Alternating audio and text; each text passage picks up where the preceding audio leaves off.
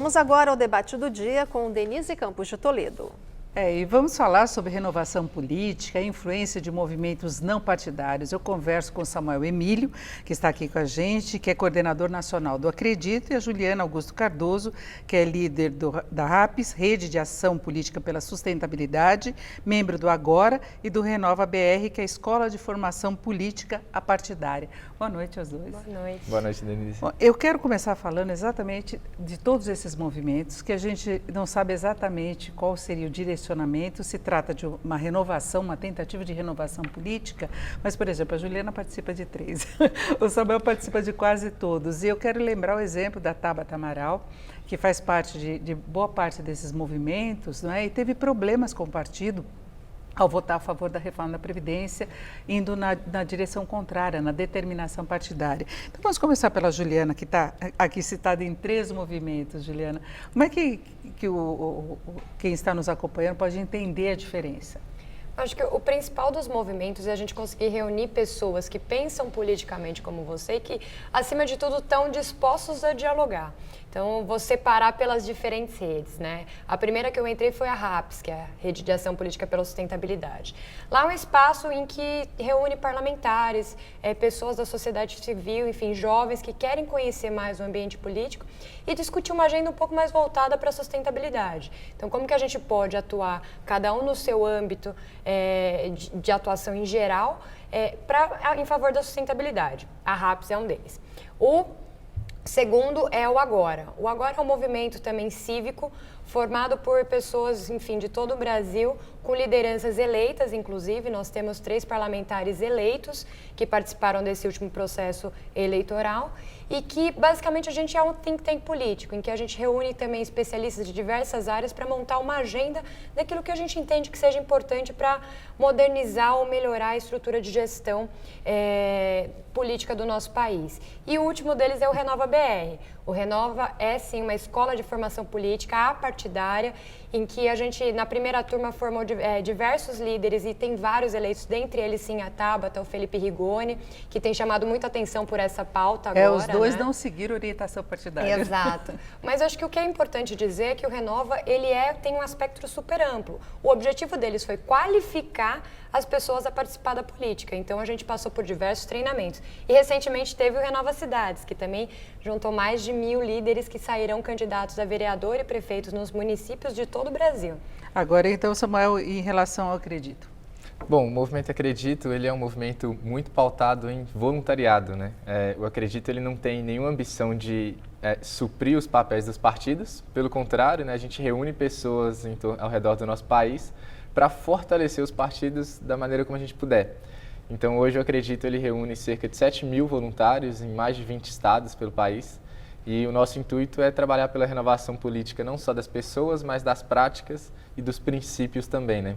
Agora, esses movimentos começaram a surgir após as investigações da Lava Jato, processos de impeachment, quando se percebeu a necessidade de renovação mesmo da política. Inclusive, há um treinamento, formação de novos políticos, né, Juliana?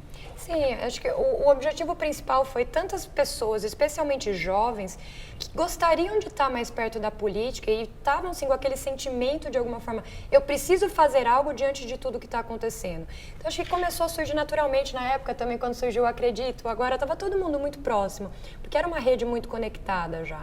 Então, assim, como que juntos a gente pode fazer mais? Como que juntos a gente pode começar a dialogar mais sobre a política, sobre o nosso dia a dia, sobre como melhorar a nossa cidade, sobre como fazer um ativismo qualificado. Então, acho que tudo surgiu nesse mesmo momento.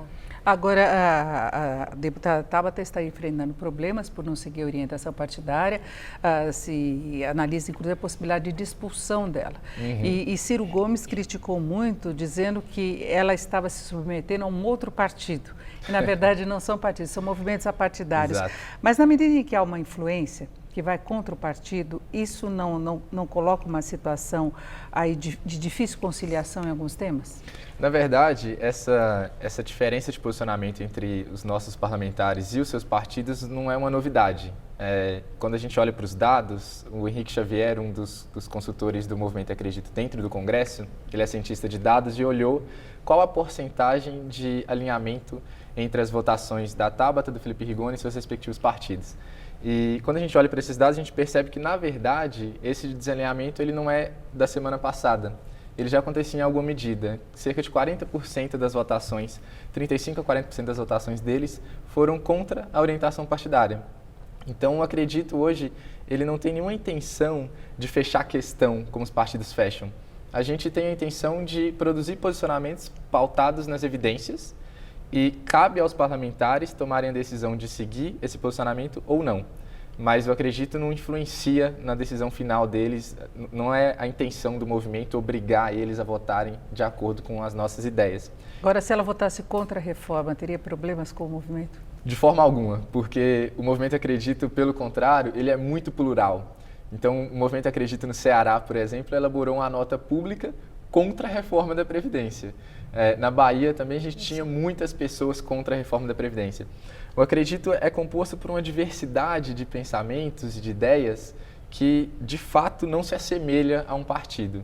O que reúne essas pessoas são valores, e aí eu acho que esse é o grande diferencial. A gente tentou construir posicionamentos para uma reforma da Previdência que reduzisse desigualdades, mas que, ao mesmo tempo, fosse fiscalmente responsável. E foi esse equilíbrio que a gente buscou nas nossas decisões, né? Então, ao invés de ser completamente a favor da reforma ou completamente contra, dado que o movimento Acredito não precisa votar, sim ou não, a gente dividiu a reforma em 18 pontos e foi se posicionando ponto a ponto. Então, se nós éramos a favor de reduzir o tempo de contribuição mínimo de 20 para 15 anos, a gente foi contra a proposta do governo e propôs essa redução. Mas se nós éramos a favor de colocar uma idade mínima de 65 anos para homens, 62 anos para mulheres, a gente topou concordar com o governo nesse ponto específico, mas não na reforma inteira. Então a gente teve essa autonomia de estudar ponto a ponto da reforma, ver quais eram os pontos que realmente reduziam desigualdades e aqueles que não reduziam, a gente foi contra, mas foi uma posição propositiva. Mas quem vota no final acaba endossando toda a proposta, o texto básico foi apresentado. O texto base foi apresentado e dos 12 principais pontos que a gente queria mudar na reforma, 8 foram completamente aceitos e acatados pelo projeto, pelo relator. Desses 4 que sobraram, 3 foram parcialmente acatados. Então, no balanço, a gente entendeu que pelo menos 11 dos 12 principais pontos que a gente queria mudar foram atendidos. E isso foi suficiente para os parlamentares avançarem, mas vão continuar lutando tanto no segundo turno quanto no Senado, porque o senador Alessandro Vieira também vai ajudar a gente a melhorar essa reforma, para tentar fazer com que ela seja uma reforma que reduza um pouco mais as desigualdades, né? A gente não pode... São vários políticos já eleitos com esses movimentos, com base nesses movimentos, né? Sim, existem vários e eu acho que o ponto principal que o Samuel trouxe é esse. É você não simplesmente ser uma oposição ou ser situação por conta da alocação partidária ali que você está. E sim você ser propositivo. Eu acho que o ponto que eu acredito que os parlamentares, tanto a Tabata quanto o Felipe tiveram, foi esse. A gente não só está aqui reclamando ou vai ser oposicionista ou situacionista. A gente simplesmente propôs as nossas pautas, algumas foram acatadas, outras não, mas foram propositivas. Eu acho que é isso que tem que buscar, assim como, por exemplo, no Agora, a deputada Joênia Wapichana, ela não votou a favor da Previdência.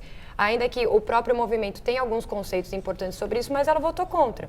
Em compensação, Marcelo Calero também teve uma votação ali a favor, mas do lado dele. Então, eu acho que isso tudo é importante a gente colocar, que não há um fechamento de questão dentre os movimentos para que, de alguma forma, a gente seja colocado como partidos clandestinos. É um absurdo. Como é que é definida a direção do partido? Né, a coordenação dos movimentos, desculpa, não do partido, dos movimentos, financiamento, porque tem empresários na base de alguns deles na formação original.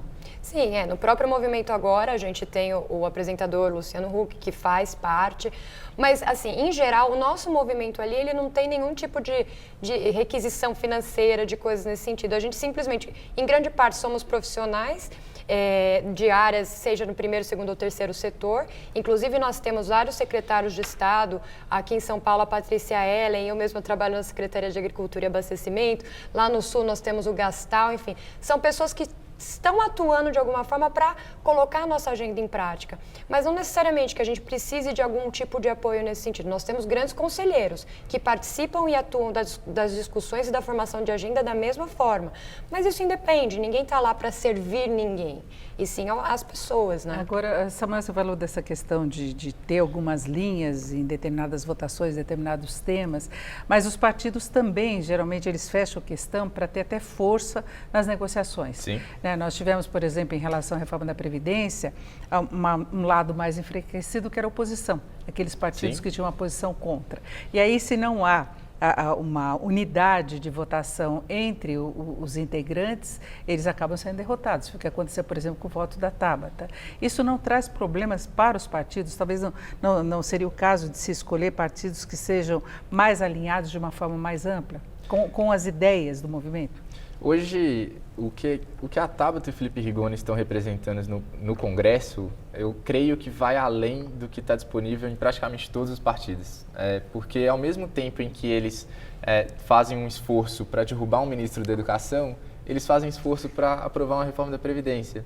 E por algumas pessoas leem esse primeiro ponto como um posicionamento de esquerda, outros leem esse segundo ponto como um posicionamento de direita, e eles estão dispostos a seguirem suas convicções e continuarem fiéis ao que eles entendem que é melhor para o país, mesmo que isso quebre esses rótulos e dê um pouco desse nó nessa lógica da polarização, né?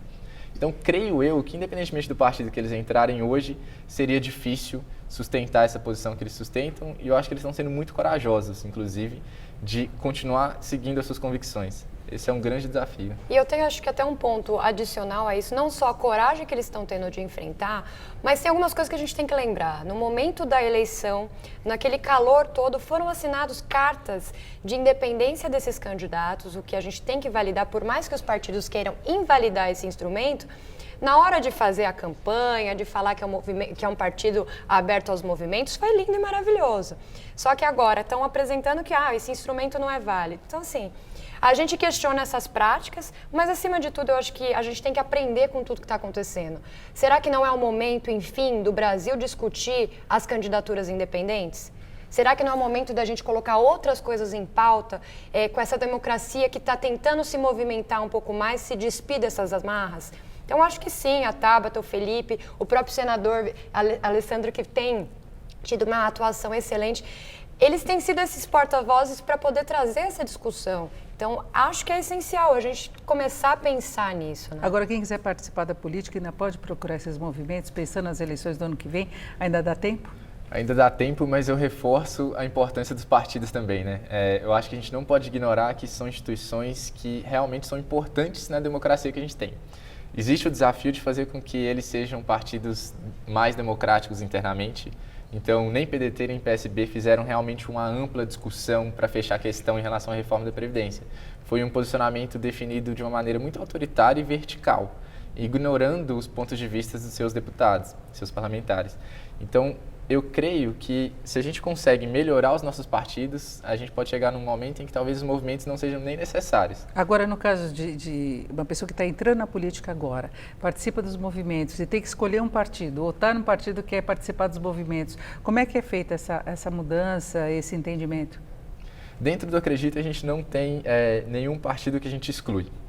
A gente é muito fiel aos nossos valores. E, por acaso, pessoas de partidos muito extremistas geralmente não nos procuram.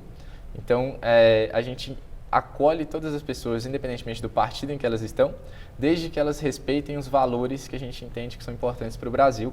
E o processo contrário também acontece muito. Pessoas que têm um pouco de trauma com a política, que acham que a política é uma coisa só para os políticos, acabam chegando dentro do movimento e descobrindo e despertando o ser político que existe dentro delas. Quebra um pouco os tradicionais feudos, né? Que é aquela família inteira que ficava linhagem na política, o filho, o neto, o parente, o primo, vai indo tudo assim, não é? Totalmente.